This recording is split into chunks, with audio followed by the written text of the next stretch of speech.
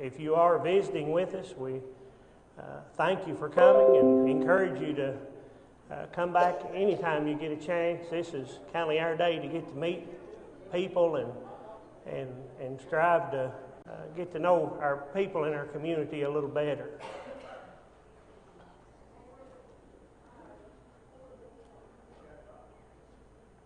As usual, we'll start out with those that are sick and those that are having problems, health problems.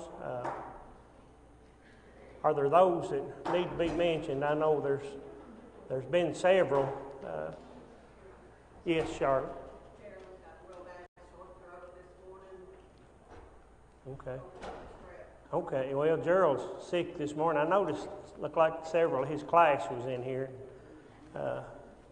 We hate to hear that and hope Gerald feels better soon. Hope it's nothing serious with so many things going around. You just never know what you're going to have. So, yes, Dorothy. Lily has been having stomach issues and tooth issues. Had to have tests all day in her stomach, and we've not got the results back yet. Okay, Lily's been having some stomach issues, and she had some tests Tuesday. And hadn't got the results, so let's keep Lily in our prayers, and hopefully the test results come back good for Lily. Yes.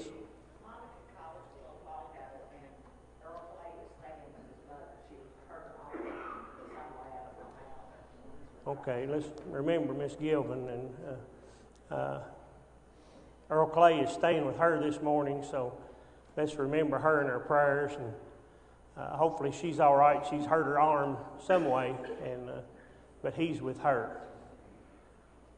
Are there others? Yes.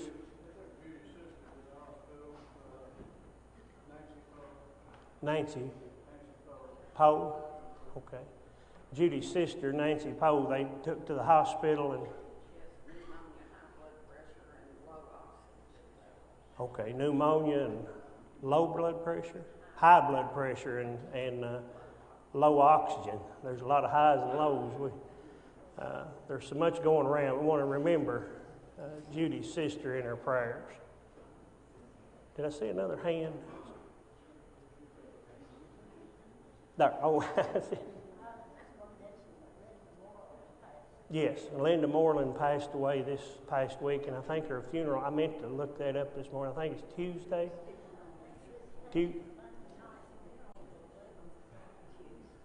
Visitation is Monday night, and funeral's at 11 Tuesday at Harold and Stewart, right? Yes. So let's remember the Moreland family. Continue to remember the Smallwood family and the Moore family. Yes, there's several. It's lost loved ones that we want to continue to remember this morning.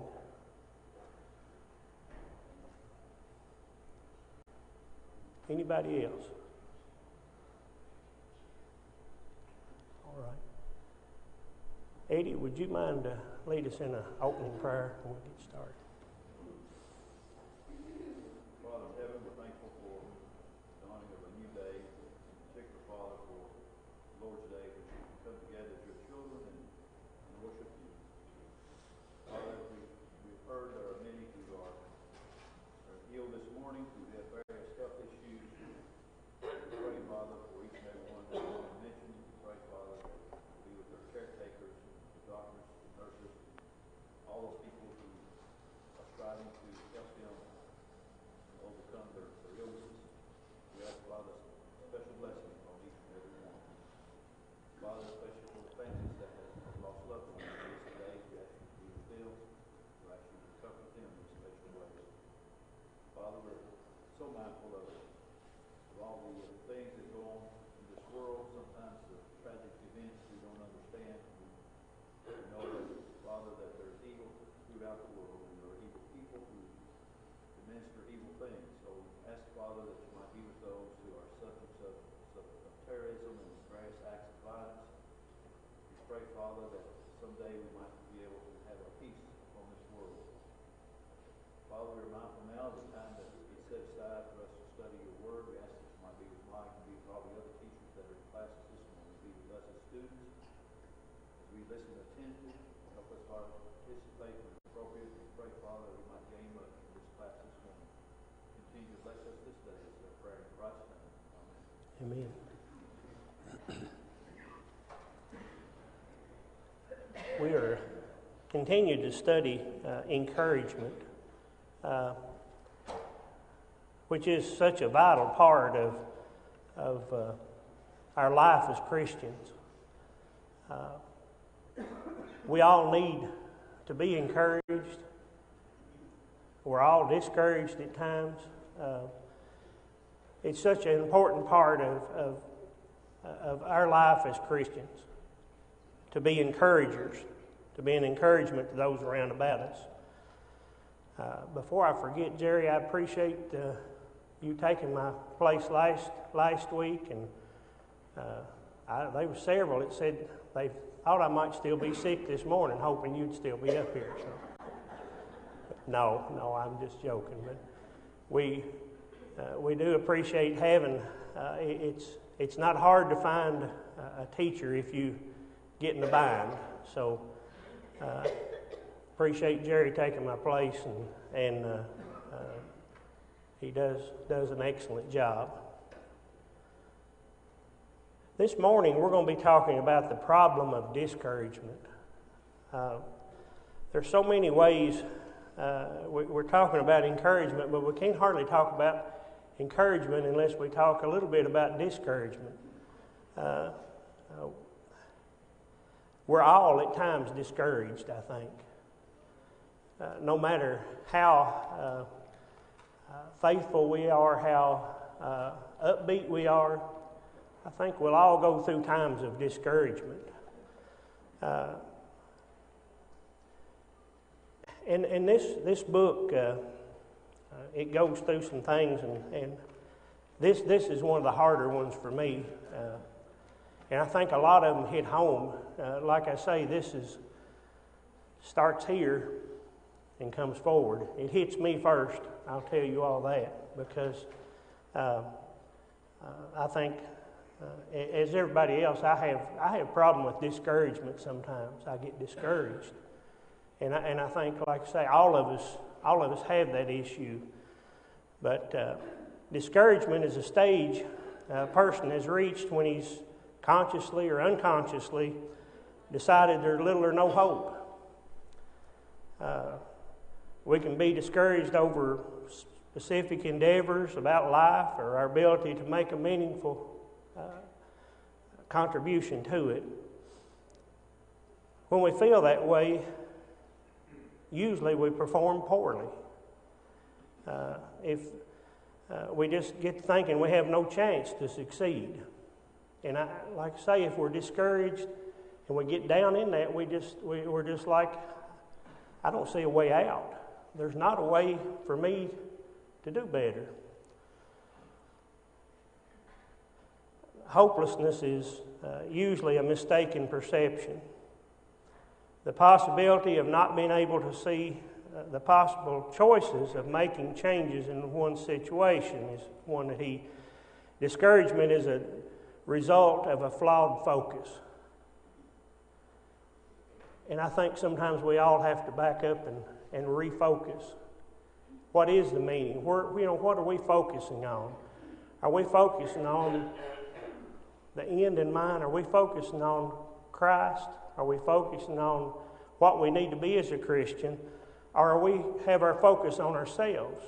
And I think sometimes in discouragement, I know myself, I'm trying to pull myself up by my bootstraps, as they say, instead of trusting in the Lord to help me overcome these things. Discouraged people frequently don't like themselves. And a lot of times you'll hear them putting themselves down. Does that hit anybody? Does that sound like anybody? Do we put ourselves down sometimes? Maybe I'm the only one. I needed this bad. So, sometimes I think I get to counting too much on self and not relying enough on God. and I do take it to heart and put myself down. Many times discouraged people will overemphasize their imperfections and overreact when they make mistakes. What about mistakes? Do we do that sometimes? When we make a mistake, do we overreact and say, I want to kick myself. Just kick me.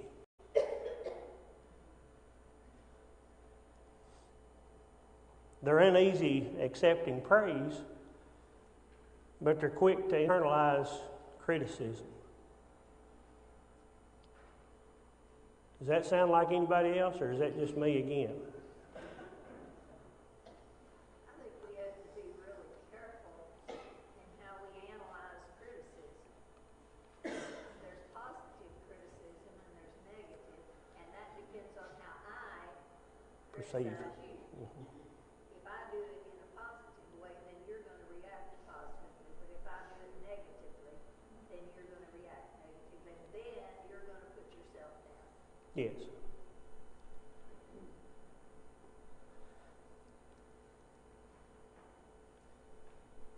I think you're right, and it's all in our perception too, isn't it? And there's some people that can pull out that criticism. Some people can say, somebody can get on you and criticize, and you can say, well, or some people can get the good part out of it and leave the negative behind, can't they? And that's what we should do as Christians. There's people that are good at constructive criticism. There's some people that are really good. Some people that almost make you feel good when they're telling you need to do better. You need to straighten up. You need to look to God and look to the many blessings that we receive through Him. Disheartened people are often lonely because their pessimism results in an unpleasant personality that drives others away. Do we know people like that? It's just a downer to be around them sometimes. They're always down. They're always looking at the sun's out right now, but hey, it's going to get cloudy. I can tell you it is. It'll rain. It's going to rain. Or it's going to be, and all of us are that way at times. Sometimes we'll see ourselves as victims and more likely to turn to artificial forms of encouragement, and this is one of the things that he talked about. A lot of people that are discouraged, there's times that they'll turn to drugs or to alcohol or to things to try to pick them up, try to get them out of this slump instead of turning to God. Discouraged people perceive life as unfair. He thinks success and failures are a result of circumstances rather than stamina, and of fate rather than fortitude. Have you ever looked at somebody and said, well, it don't matter what he does, he comes out smelling like a rose? I think we've all done that. We've looked at, he can just stumble through life, but is that really the way it usually happens? Alan's not here, but we have a friend, and we've talked about that, and he seems to be that kind of person, that he can just, no matter, he's always on the top. He's always, everything's just going his way. But then we've talked about it. This guy usually, he works hard at being there also. And I think that's our key. We can't just lay down and quit. He's a hard worker. He works at being where he is. He works at smelling like a rose.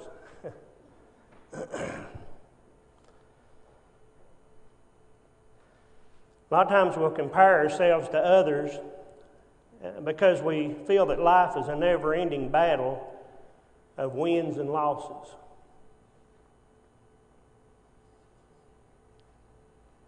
Problems are viewed as devastating crisis rather than challenges or opportunities.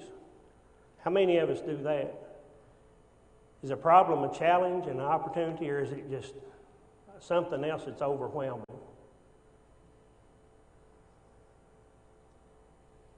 Comments?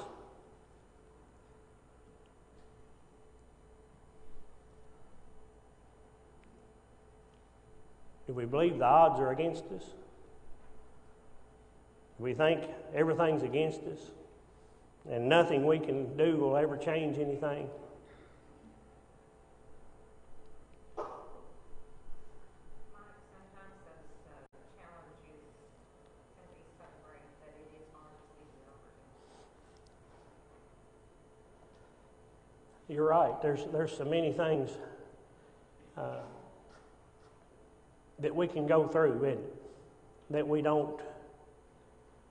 It's hard to imagine how can I come above this? How can I rise above this?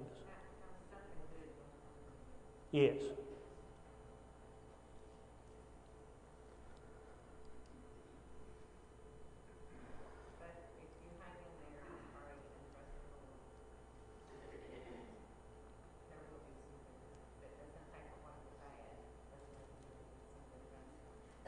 If we hang in there and pray and trust, like I say, yeah, it does.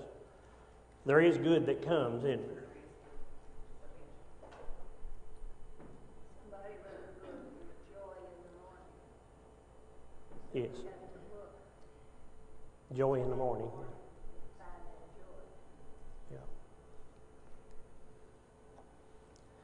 Yeah. A courageous person. Did somebody say something or I'm hearing feedback? Maybe I'm hearing the feedback. Courageous person accepts who he is without being limited by it.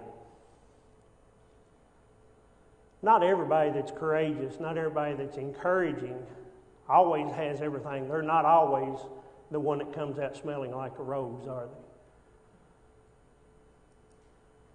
I can probably draw more encouragement from somebody that's been through some of the things that I've been through. I can draw more encouragement from them because they've been through it and they've come out through what they've been through. Alan? I can tell you a couple of experiences I've had. We were down here, we all went to the apartment, and we used to go out and visit these people that weren't coming to church. And we would go back. And first time we went out, he knew this person real well, and I didn't. And they talked about vacation and all this time, and it was good to see him and how glad he was. He let us come and visit him and all that stuff. But we never did tell him why we were there. I mean, so I thought, well, man, why did we go there? So I made it up in my mind that if I ever went to visit him, a person again, that they know why I was there. Well, experience this was another one. And we did it not for a long while. We had a certain day of the week, a certain night we went. And we before we went in to talk to them, we prayed that we would do the right things and say the right things. But we wanted them to know why we was there. Yeah.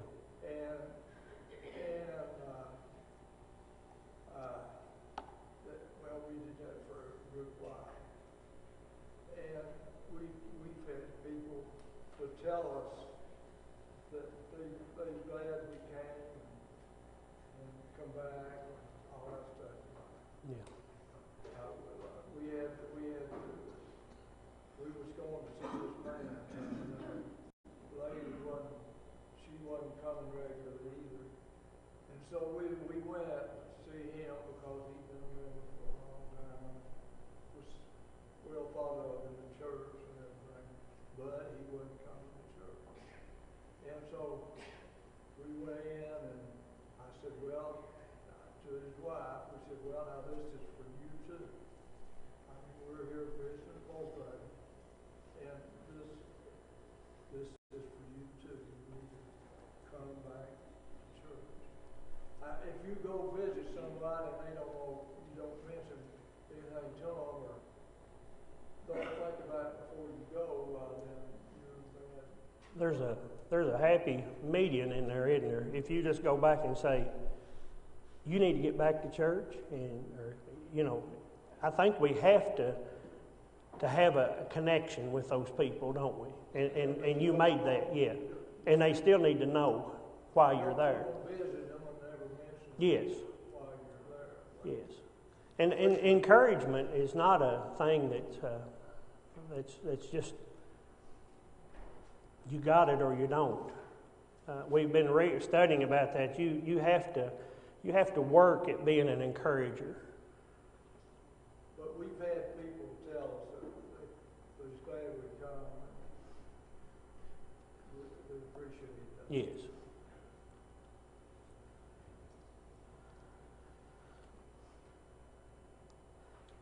Encouragers or courageous people are not obsessed with comparison and competition. They usually accept the circumstances they're in, but not as how they have to be. Just because you're in a bad circumstance, in a tough circumstance, don't mean you just lay down and stay in a tough circumstance, does it? You strive to do better. Strive to try to do better.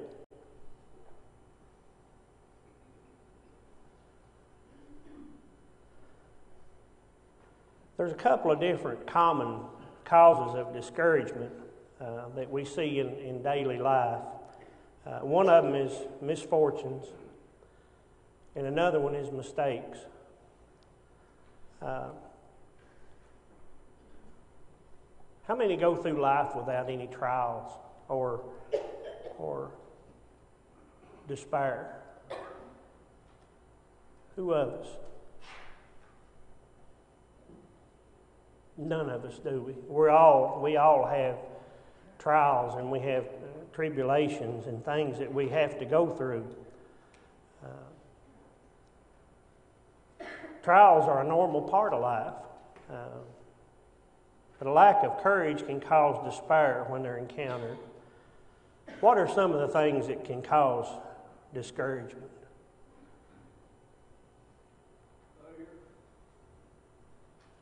Failure. Okay, failure. And it can be failure in business and in just different areas in life, can't it?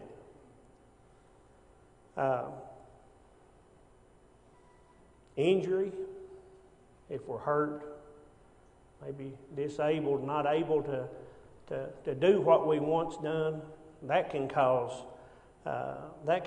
discouragement. Illness, just being ill, not being able to do what we once could do. Divorce, death of loved ones, all these can be devastating, can't they? It can discourage us. It can make us feel overwhelmed, like we're not able to make it, not able to get through.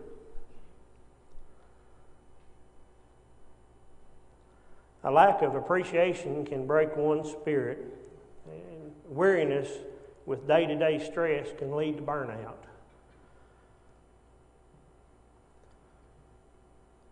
What about misfortunes? We read about somebody in the Old Testament, a man named Joseph.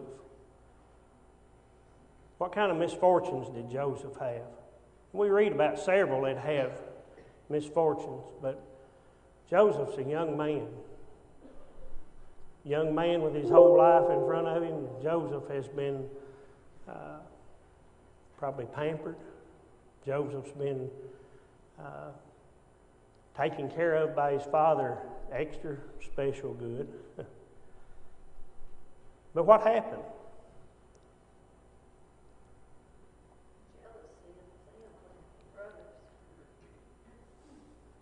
Jealousy of the family and jealousy of his brothers, and they took him, pretended like he was killed, threw him in a pit, and sold him, didn't they? I don't know about you all, but if my brother and sister, my sister's in here, she'd probably like to have sold me at some time. And I wouldn't have blamed her for selling me a few times, but would that not be discouraging? Not only, I mean, to be taken by somebody you didn't know and to be sold is one thing. But to be taken by a brother and sold into slavery, would that discourage you? It'd be very discouraging, wouldn't it? It would. What did David do? What did Joseph do? Bet y'all wondered about that one, didn't you?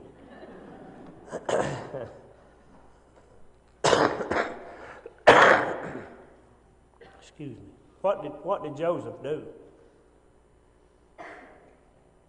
Did he mope and say, "Woe is me! Here I have been sold off into"? He made the best of the situation he was in throughout his life. Not only there, did he? I mean, it was a continual. He was falsely accused by Potiphar's wife, put into prison. He interpreted a dream through the Lord, and as the man who got out of prison to remember him, he didn't remember him until years later. And then he did remember him, and he ended up in the king's with Pharaoh. Second in command, wasn't it? Yeah.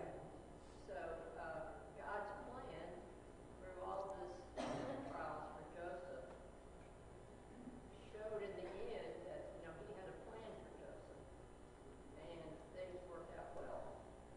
Are we any different? As far, I know God had a special plan there for Joseph as to save his family from starvation, pretty much. But does God take care of us also?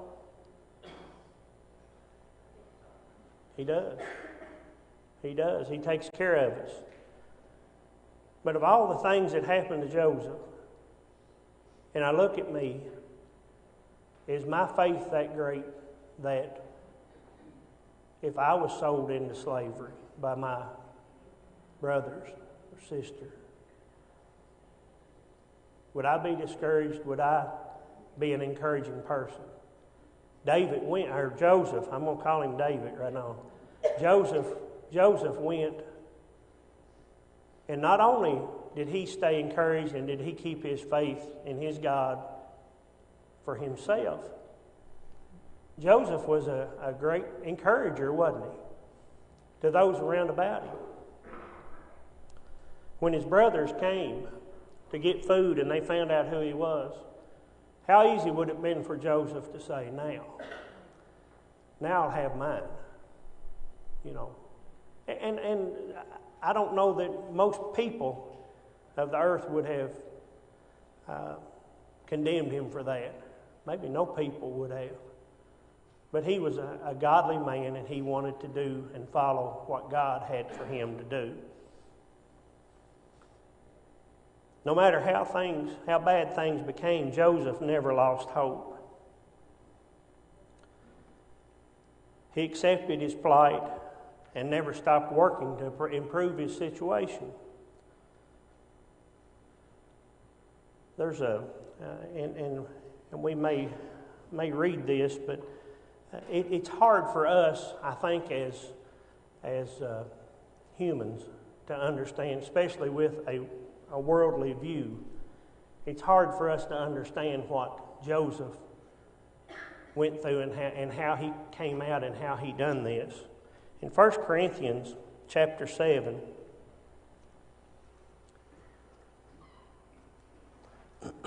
in verse 20. It says, "Let each one of you remain the same calling in which he was called. Were you called while a slave? Do not be concerned about it. But if you can be made free, rather use it. For he who is called in the Lord while a slave is the Lord's free man. Likewise, he who is called while free is Christ's slave.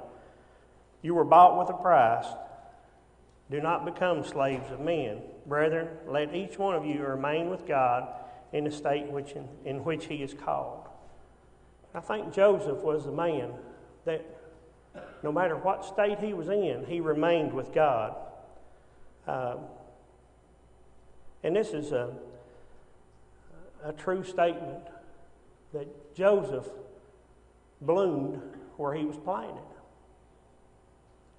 Whatever situation he was in, Joseph bloomed and made the best of that situation.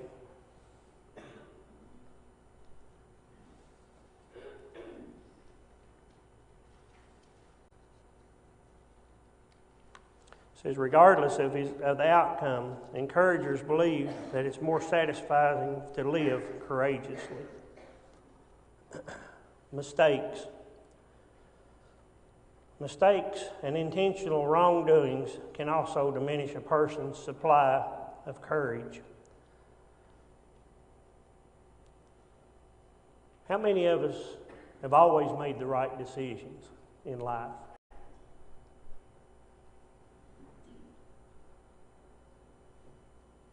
Errors in judgment can sometimes lead to maybe losing our job.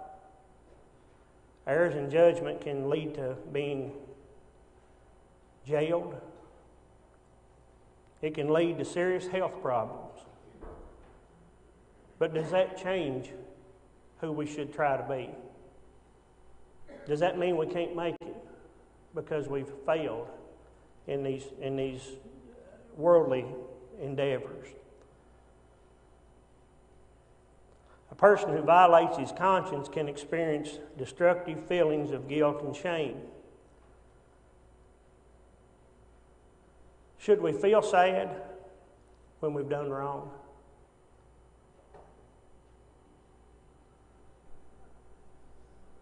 Should we despair? Should we just, look what I've done? I've done things in my life that I'm ashamed of. I mean, I am definitely ashamed of the way I've acted and the things that I've done. But should we just despair in that? Should we be discouraged? Should be penitent but not defeated, should we? What about Judas?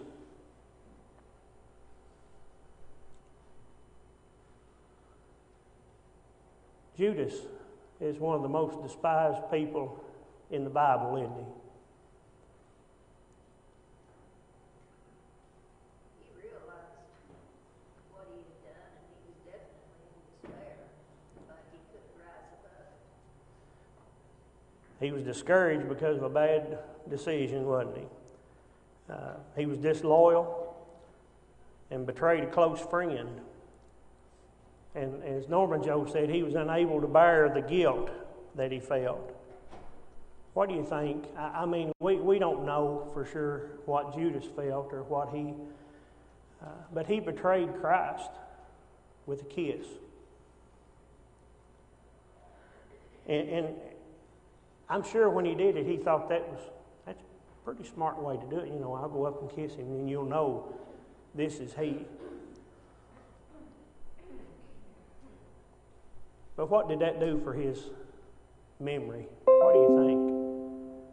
When he looked back and he really realized what he'd done. He didn't see a way out. He was in despair, wasn't he? What kind of mental anguish do you think Judas dealt with at this time? He was in such despair that he forgot that he could come back and ask for forgiveness. He didn't allow himself to say, "I'm sorry," and ask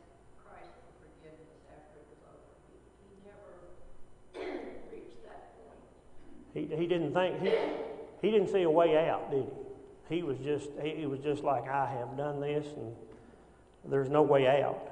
And he committed suicide.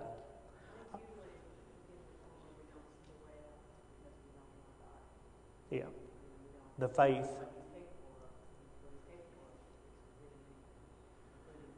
And we look back and so many have done things and we see this as the worst thing he could have done, but so many, if we sin against God, we've done the same thing, hadn't we? But we have to see what there is a way out. There is a way back.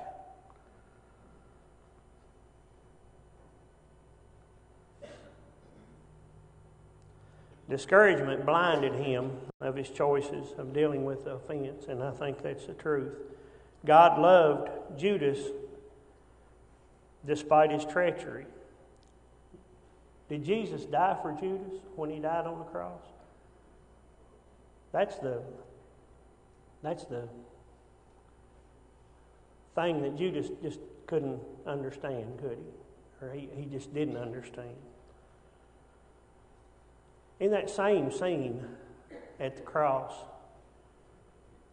Peter denied the Lord. He denied the Lord under oath. Both of them betrayed Christ, didn't they? Peter and Judas betrayed Christ. Were both of them remorseful? Both of them sorry for what they done? Judas and Peter? They were, wasn't they? Peter didn't lose hope, did he? Why didn't Peter lose hope?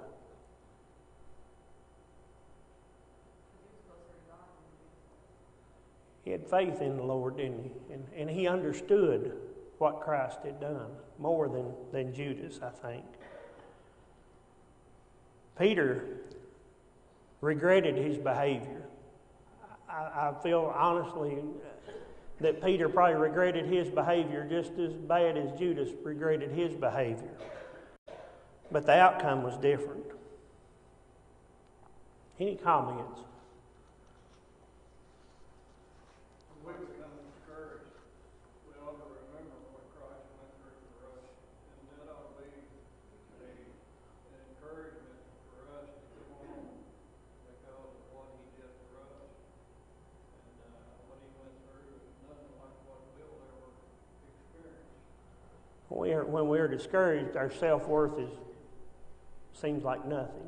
But like you say, if we look back and see what was that God gave His only Son that we might have, that gives us worth, don't it? Christ gives us worth in that He died for us. Kenny? If we can't figure out how to reject Satan and keep him at bay, and we allow him to be in our mind, I've known individuals who have attempted suicide because they get this different perception of who people are, and you misconstrue what people say. You start reading things into, and Satan has a way of twisting your mind to where you lose your faith. Yeah. God You just is, don't. who Christ is. And, if we allow sin to stay in our lives and we don't try to push that out, Judas was a thief. He allowed Satan to stay in his heart. That's right. And we don't read that in Peter. Peter certainly made mistakes, but we don't read. He wasn't, yes. No. And I think that's the difference in those two individuals, and that's why we have to continually stay in God's Word to where we don't allow Satan to be a comfortable part of our heart or a part of our life. It's a constant battle, isn't it? That we have to continue to strive for that. But it's a battle that can be won. Unintentional discouragement, and I think we've hit on that a little bit, but there are three ways that people unintentionally discourage others. Insensitivity, intimidation, and negligence. Encouragers have a tender side. If we're an encourager, we empathize with other people. If I see Tom struggling with something, and if my heart is right and I'm a true encourager, as the Scripture says, I'm going to cry when he cries, and I'll rejoice when he rejoices. And I think that's where a true encourager can do his best work. Discouragers sometimes mean well, but they're oblivious to the pain they inflict. And I think that's another thing. We might be saying the right thing. I might come up and tell Eddie the right thing. But if I come up and tell Eddie the right thing in the wrong way, it's probably not going to have the effect that Christ would want it to have. Criticism is the most prevalent form of insensitivity. Sometimes what we consider advice may be devastating to the person on the other end.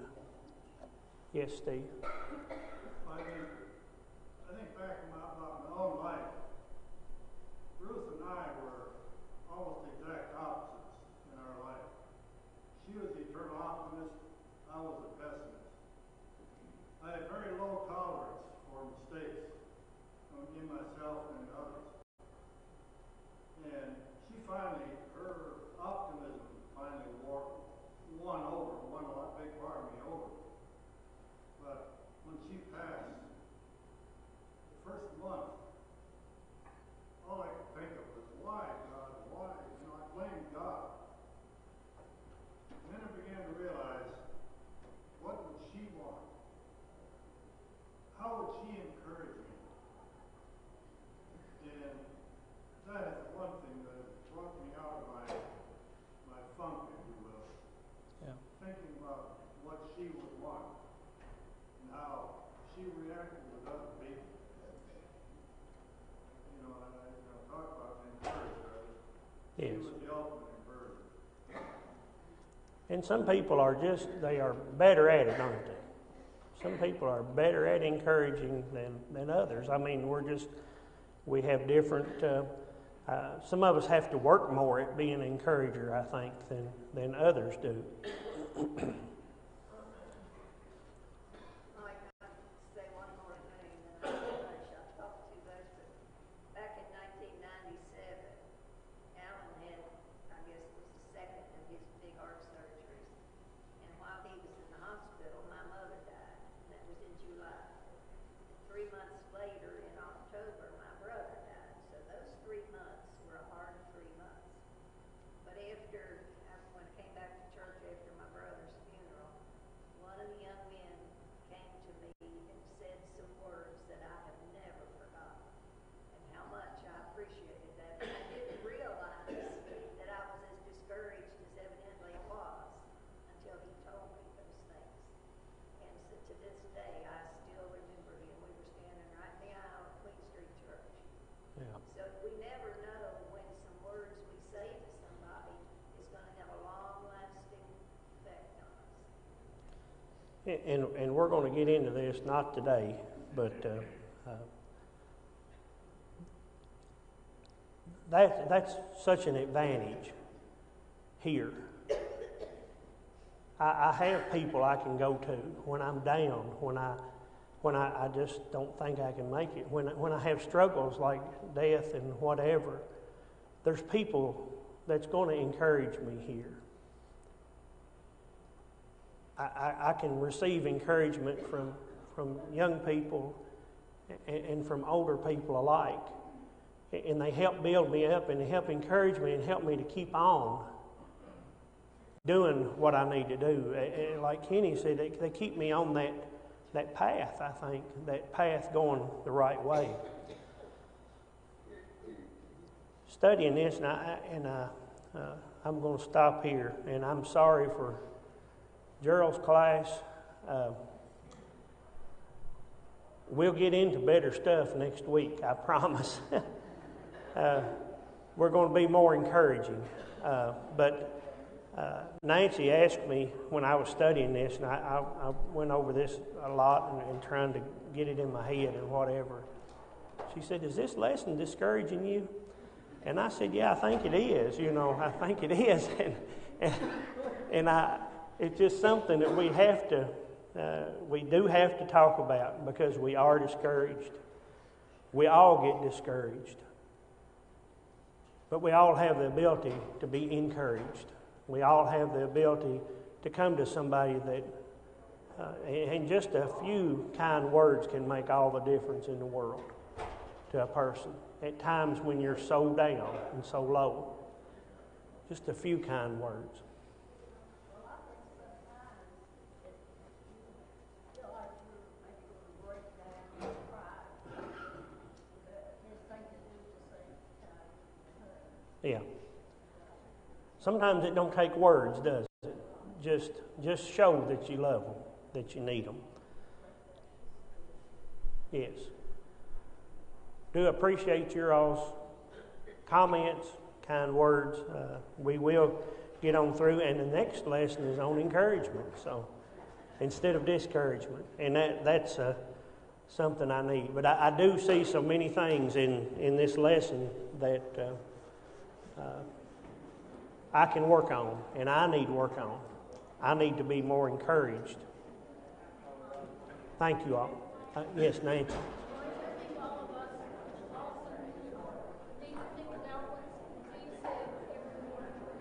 Yes. Everybody that's lost, yeah, think about what he said about the encouragement that they were to us and their meaning to us, I think. And I think we all have.